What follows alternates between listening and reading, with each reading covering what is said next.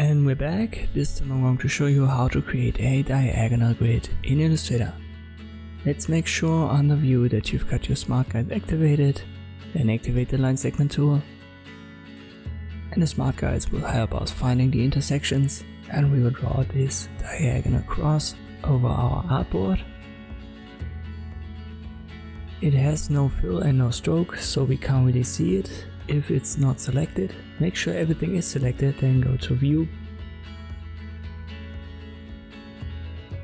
Guides and Make Guides. And now these line segments, they have been turned into a regular grid that we can use, and we've got the smart guides to help us out. Let us create an ellipse at the center position. Now hold Shift and Alt.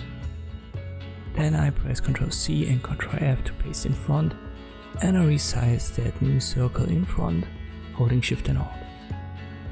I can now select these ellipses, these circles, and make them into guides as well.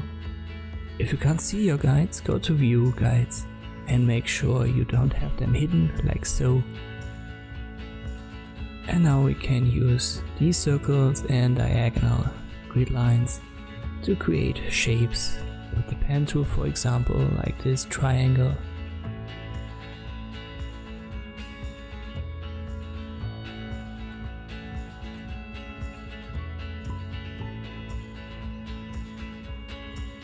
Let me give it a black fill color.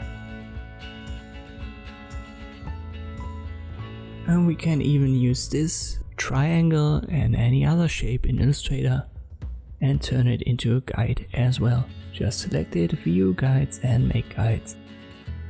And now this has as well turned into a guide.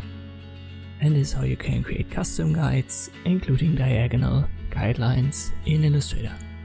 Thank you for watching, and I'll see you next time.